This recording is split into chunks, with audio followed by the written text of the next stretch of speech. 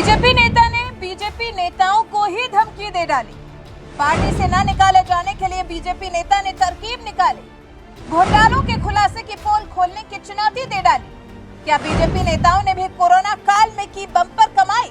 कौन है बसंत गौड़ा पाटिल जिन्होंने बीजेपी नेताओं की शामत लाई?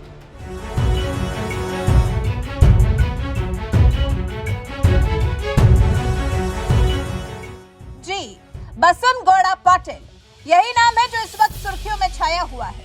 इन्होंने जो दावा किया है उससे कांग्रेस को बल मिल गया है, तो वहीं बीजेपी नेताओं की हालत खराब हो गई है। बसंत गौड़ा पाटिल ने बात ही ऐसी कर दी है। कर्नाटक में लोकसभा चुनाव से पहले बसंत गौड़ा पाटिल ने जैसे बीजेपी के नेताओं की ही नींद उड़ा दी है। उन्होंने आरोपों की ऐसी झड़ी लगा दी है जिससे कर्नाटक के बीजेपी नेताओं की सिटी पिटी गुम हो गई है। कर्नाटक में बीजेपी के बीजापुर से विधायक बसंत गौड़ा पाटिल ने अपनी ही पार्टी के खिलाफ मोर्चा खोल दिया है। बसंत गौड़ा ने धमकी दी है कि अगर उन्हें पार्टी से निकालने के बारे में सोचा भी गया तो वो महामारी के समय में हुए घोटालों का खुलासा कर देंगे। बसंत गौड़ा पाटिल कर्नाटक की बीजापुर सीट से लगातार दूसरी बार विधायक निर्वाचित हुए हैं। गौड़ा ने बीजेपी के दिग्गज नेता और पूर्व मुख्यमंत्री बीएस येदियुरप्पा को सीधे निशाने पर लिया है। बसंत गौड़ा पाटिल ने कहा है, येदियुरप्पा सरकार ने कोरोना महामारी के वक्त पर 45 रुपए के मास्क के दाम 485 रुपए रखे थे। बेंगलुरु में 10,000 बेड की व्यवस्था की गई थी। इसके लिए किराए पर 10,000 बेड मंगाए गए थे। मुझे जब कोरोना हुआ था तो मणिपाल के अस्पताल ने 5,80,000 रुपए मांगे थे। गरीब आदमी इतने रुपए कहां से लाएगा? इससे फर्क नहीं पड़ता कि सरकार किसकी थी, उस वक्त हमारी सरकार थी। चोर तो चोर है। अगर मुझे पार्टी से निकाला गया तो मैं उन लोगों के नाम सामने लाऊंगा जिन्होंने पैसा लूटा और कई प्रॉपर्टियां बना ली।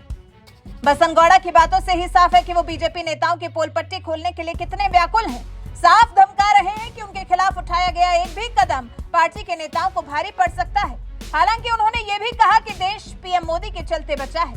चलिए अब जानते हैं ये बसंत गौड़ा पाटिल हैं कौन, जिनके आरोपों से कर्नाटक की राजनीति में तहलका मच गया है। कौन है बसंत गौड़ा पाटिल?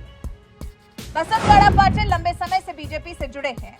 पाटिल पूर्व में राष्ट्रीय स्वयंसेवक संघ से भी जुड़े रहे हैं।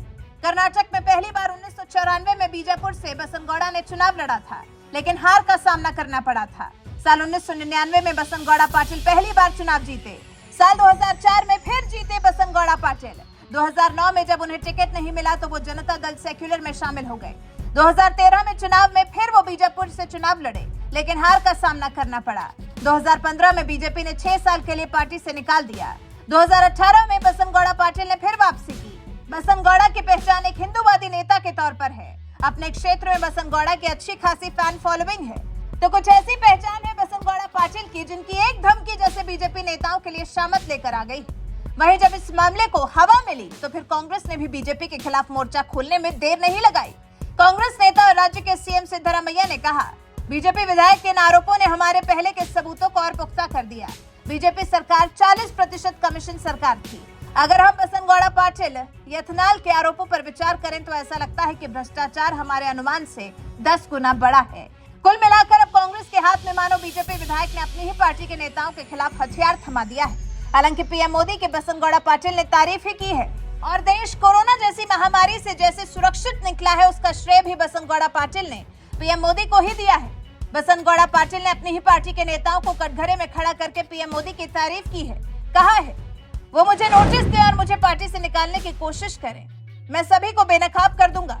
अगर हर कोई चोर बन जाएगा तो राज्य और देश को कौन बचाएगा? देश पीएम मोदी की वजह से बचा है।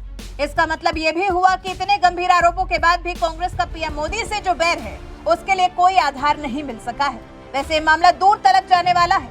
लगता नहीं कि अभी यहाँ शांत होने वाला है, क्योंकि बसंत गौड़ा के आरोप ही इतने गंभीर हैं। वैसे आप बसंत गौड़ा पाटिल के इस पार्टी विरोधी रवैये पर क्या कहना चाहेंगे? क्या आपको बसंत गौड़ा की बातों पर यकीन है? इस बारे में आपके विचार हमें कमेंट कर जरूर बताएं।